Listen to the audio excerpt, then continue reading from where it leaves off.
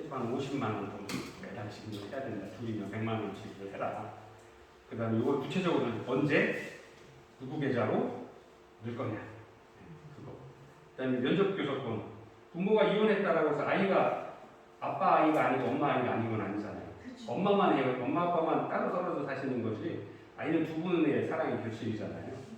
근데 아이 입장에서 보면 아이는 엄마도 만나야 되고 아빠도 만나야 돼요. 그래야 건강하게 자랄 수 있으니까. 면접 교섭도 어떻게 해놨는지 한 달에 한 번 아니면 두 번, 세 번 어디서 언제 몇 시부터 몇 시까지 이런 것들은 구체적으로 정하죠. 네. 그래서 그런 것들을 다 협의를 해서 이제 하면 확인을 해서 이혼을 하실 수 있도록 빨리 해서 도와드리죠. 숙려 기간을 4주. 몇 주? 3개월이에요. 3개월 뒤에 뵙겠습니다. 네. 아주는 옛날에 그거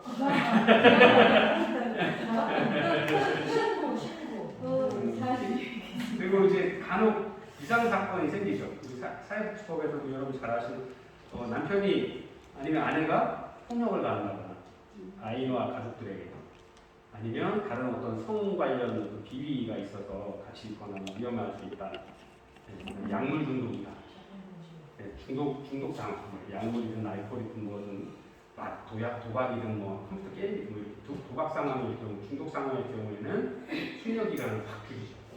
주실 수 있어요? 최대한 빨리 이혼하실 수 있도록. 그다음에 적금금지 명령이나 그다음에 강제로 이렇게 분리 명령들을 내리기도 하죠. 법원을 통해서. 왜 잘못하면 이혼하려고 하다 목숨을 위험할 수 있으니까 그런 부분들을 빨리 분리를 해야 되는 거죠. 그래서 그런 것들은 저희가 상담하면서 여러분들이 이제 상담을 조금씩 배우시고 하시니까 상담하면서 보면 알잖아요. 이 사람이 이제 그 위험한 상황이지 막 정상적이지 않아요. 그리고 여러분들 생각하시기에 이제 꼭 폭력을 행사하려고 뭐 남자가 여자를 이렇게 힘센 사람이 힘이 약한 사람한테 근데 그게 꼭 남성이지는 않아요. 맞아. 힘이에요. 잘하시는군요. 네. 좀 이렇게 힘센 경우가 여성분 힘센 경우도 많아요. 맞아주는 거겠죠. 뭐 그럴 수도 있죠. 학습 효과도 있고 뭐 여러 가지 이유가 있겠습니다만 이제 간혹 남편이 이제 긁히거나 얼굴을 긁히거나 뭐 팔이나 이런데 멍들어갖고 오시는 분들이 계세요. 그런 경우도 숙려 기간 팍 줄여드립니다. 굉장히 이제 폭력에 길들여지면 무기력해지고 사람이 이제 여러 가지 문제가 생길 수 있어서 그런 경우에는 또 여러 가지 조치들을 하죠. 그런 경우들도 만약에 이제 그 이혼 과정 중에서 하는 일들을 도와준다고 하는 그런 경우도 실습이 가능하죠. 아까 공공기관에 포함이 됐잖아요. 공공기관에서 사회복지 관련 기관들 그런 경우에도 현장 실습이 가능합니다. 그다음에 6번째가 영유아 보육법에 의한 국공립 어린이집, 법인 어린이집, 뭐 기타 여러 가지 직장 내 가정 어린이집, 부모협동 어린이집, 인간 어린이집 이런 것들도 이런 기관들도 여러분들께는 현장 실습이 가능한 기관이다 이렇게 말씀드릴 수 있습니다. 그다음에 7번째가 성매매 방지 및 피해자 보호 등에 관한 법률.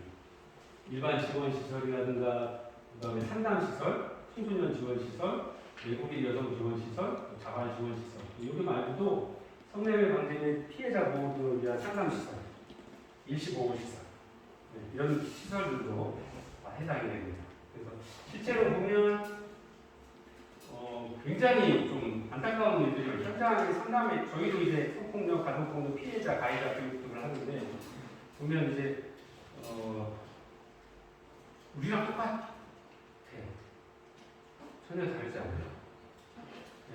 근데 대개 보면 마음들이 너무 이렇게 상처받은 상태에서 자포자기에 있거나 자존감이 너무 낮아서 삶의 어떤 의욕이나 이런 것들이 없다라는 것들이 가장 문제죠. 자기를 너무 하찮게 보는 자존감이 너무 낮아요.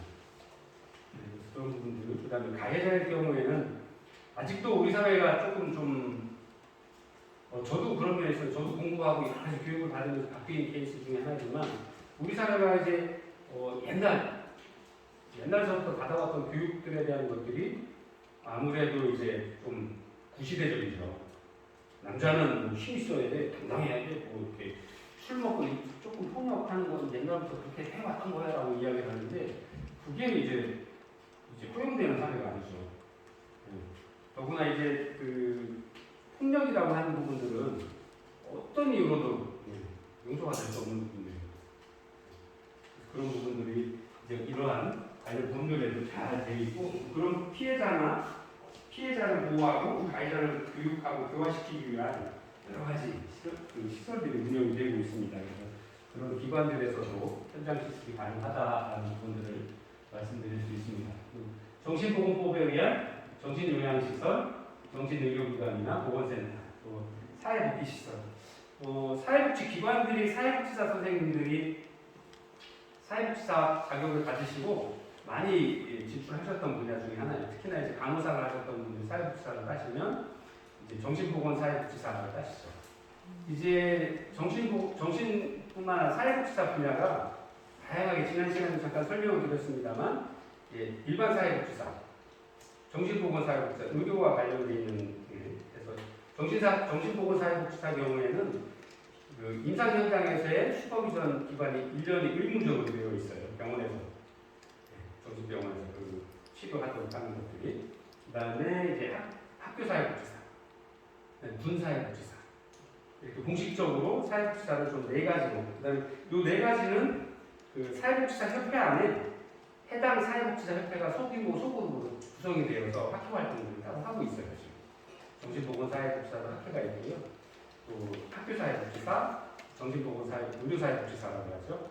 정신보건복지사, 군사회복지사 협회도 따로 만들어져서 그 학회 활동들을 전체 학회가 열렸을 때 소규모로 학교 세미나도 열고 학회 활동들을 따로 하고 있습니다. 그래서 그런 부분들을 관심이 있으시면 여러분들이 보실 수 있을 거예요. 그 다음에 9번째가 성폭력 방지 및 피해자 보호 등에 관한 법률에 의해서 이런 다양한 이런 시설들이 있습니다. 이런 시설들이 굉장히 실습이 가능한 기관이다라고 말씀드릴 수 있고요. 그 이방품에 관한 것, 중앙병원, 호타아동복지회나 동방아동복지회, 대한사회복지회, 한국사회공사회 이런 다양한 기관과 관련된 기관들이 이렇게 운영이 되고 있습니다.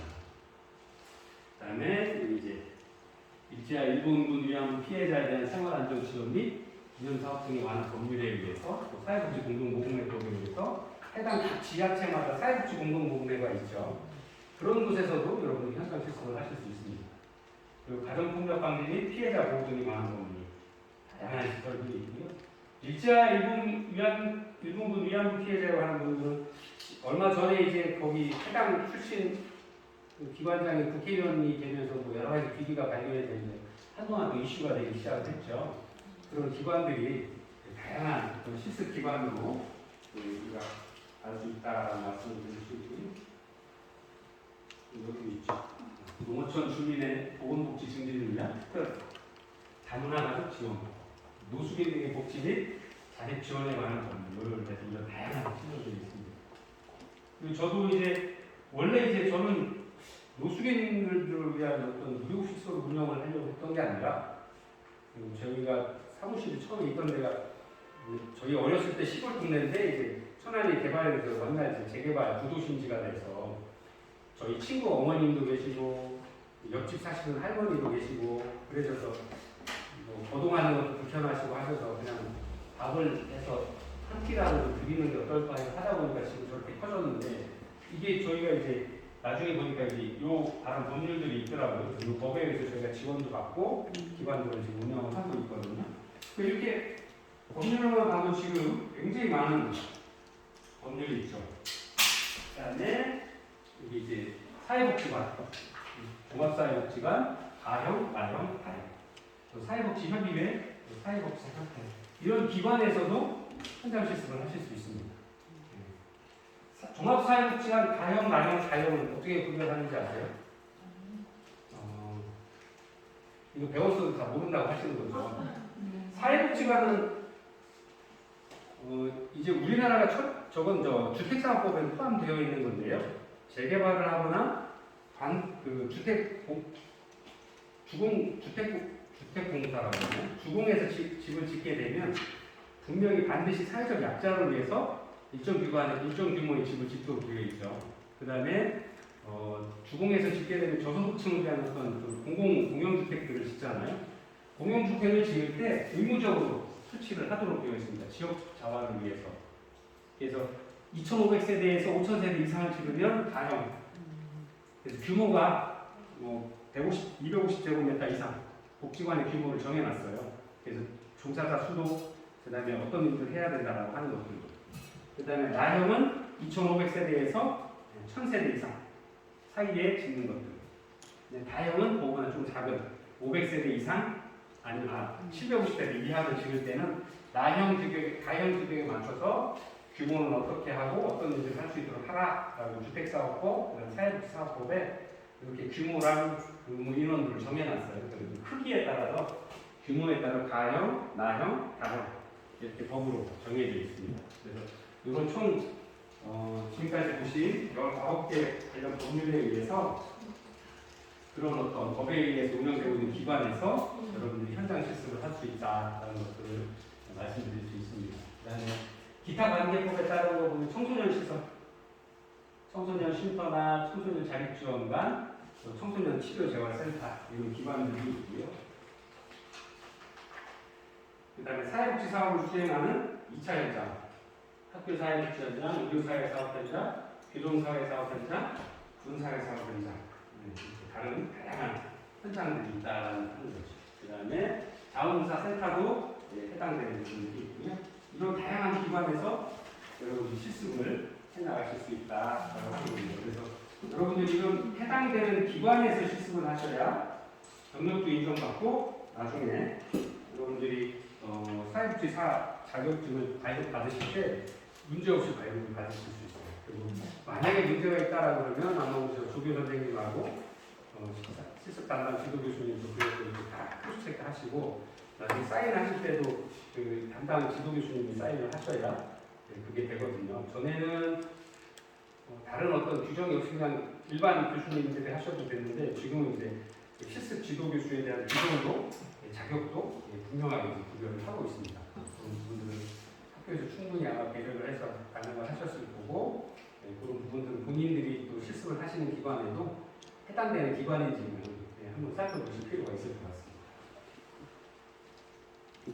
자, 잠깐 그러면